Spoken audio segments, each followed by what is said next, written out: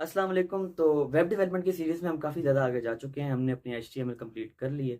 इसके साथ-साथ अब हम स्टार्ट करते हैं सीएसएस। एचटीएमएल का मैंने आपको बताया था कि ये आपका सिर्फ़ एक स्ट्रक्चर जो है वेबसाइट का तैयार करने में हेल्प करती है। मान लो कि अगर एक ह्यूमन बॉडी है, इसके अंदर जो हमारा स्केलेटन है, वो हमारा हो गया एचटीएमएल। और इसके अंदर जो कलर्स वगैरह होंगे या फिर हमारी जो स्किन टोन होगा, हमारी जो बियर्ड होगी, हमारी जो मुस्टैचेज़ होंगी, ये सब कुछ काउंट होगा सीएसएस के अंदर। जो हमें ब्यूटी प्रोवाइड की जाएगी, वो सीएसएस के अंदर की जाएगी।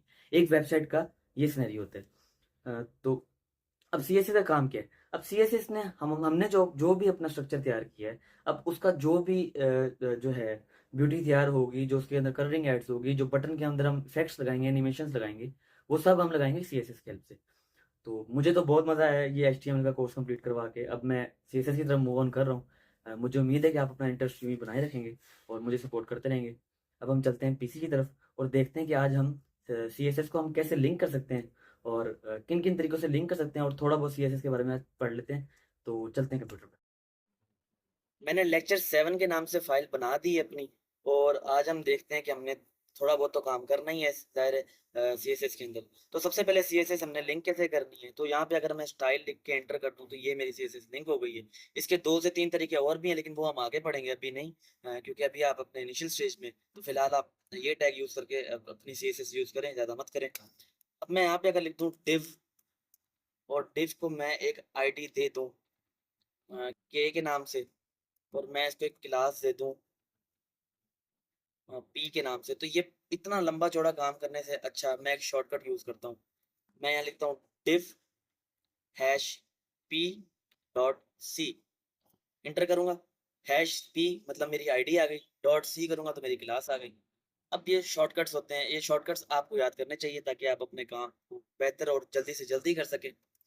तो स्टाइल के अंदर आके अब मैं div को देता हूँ। सबसे पहले तो मैं यहाँ पे मैं यहाँ पे अगर आईडी के थ्रू उसको करना चाहूँ, तो मैं हैश लिख के इसका जो नाम है, मान लो मैंने इसका नाम क्या रखा हुआ है, पी रखा हुआ है, तो मैं अगर हैश लिख के पी लिख के और ये लाइन लगा के शुरू करूँ, बैकग्राउंड कलर में दे दूँ, बल्कि मैंने पहले इसकी मुझे हाइट देनी पड़ेगी, क्योंकि जाहिर बात है अगर मैं इसको हाइट या विड्थ नहीं दूंगा तो उसको कैसे पता लगेगा कि ये इसकी हाइट क्या है, इसकी विड्थ क्या है, या मैंने जो बैकग्राउंड कलर देना है वो मैंने कितने एरिया के अंदर देने हैं।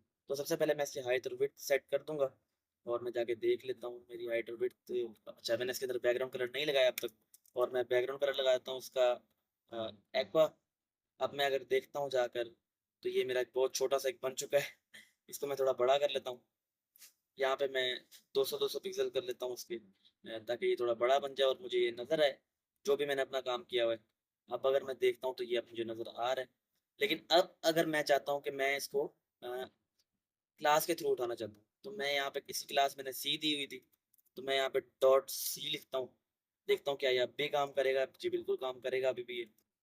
अच्छा, ये होते हैं सिलेक्टर्स। डॉट सी या फिर हैश पी जो भी है, ये है सिलेक्टर्स। अब मैं यहाँ पर सिर्फ एक div लिखूं तब भी मेरा काम हो जाएगा, तब भी ये काम करेगा। लेकिन अगर इधर काफी सारे div होंगे तो फिर मुझे मसला आ सकता है, इसलिए मैं क्लास या आईडी यूज करता हूँ। ये होते हैं सिलेक्टर्स, ये होते हैं प्रॉपर्टीज।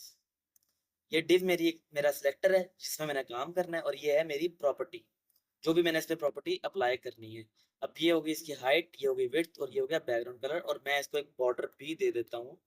और बॉर्डर में मान लो देता हूँ इसको 1, बल्कि नहीं, 3 पिक्सल सॉलिड रेड। तो ये आ गया इसको बॉर्डर।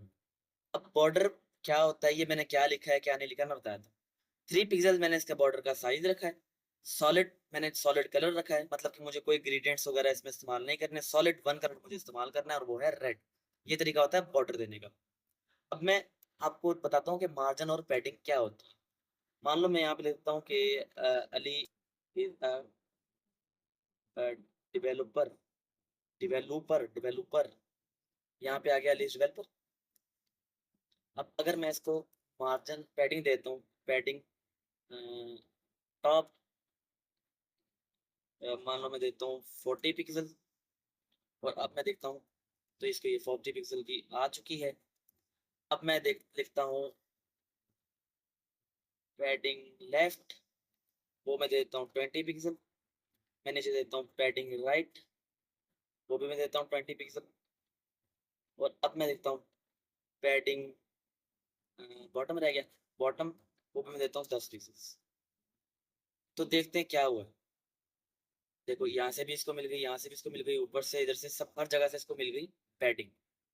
लेकिन अब इतना लंबा चौड़ा लिखने से अच्छा मैं लिखता हूँ पैडिंग, और मैं यहाँ लिख देता हूँ 20 पिक्सल और 30 पिक्सल, 40 पिक्सल और 20 पिक्सल।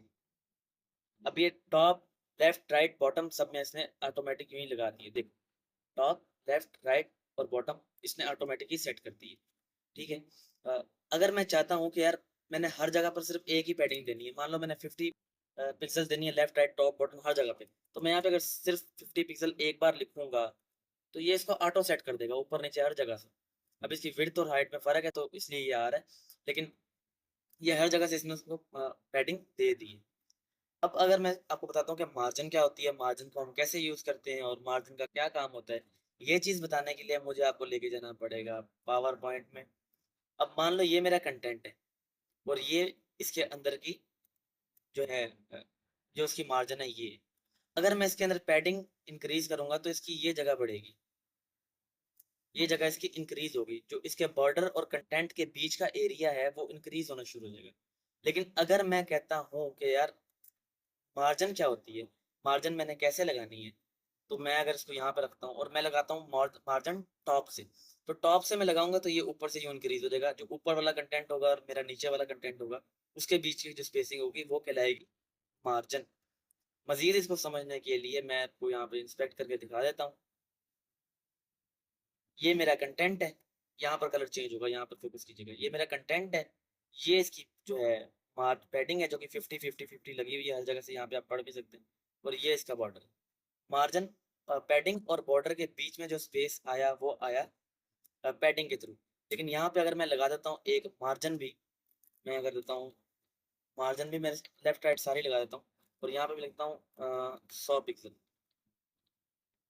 100 पिक्सल लगाने के बाद अगर मैं यहाँ पे जाता हूँ तो इसको यहाँ से 100 पिक्सल मिल चुके। अब ये रही इसकी मार्जिन, ये रही इसका बॉर्डर, बॉर्डर और बॉर्डर के बीच में ये रही इसकी पैडिंग, और ये रहा मेरा कंटेंट। ये जो स्पेसिंग होती है इसको हम कहते हैं बॉक्स मॉडल। अब यहाँ पर जो जितनी भी ये स्पेसिंग आई है ये मार्जिन के थ्रू आई है, ये इसका बॉर्डर और ये इसकी पैडिंग और ये कंटेंट। कंटेंट और बॉर्डर के बीच में जो भी स्पेस होगा हम उसको कहेंगे पैडिंग, और बॉर्डर के ऊपर जो भी स्पेस हम लगाएंगे वो होगी इसकी मार्जिन।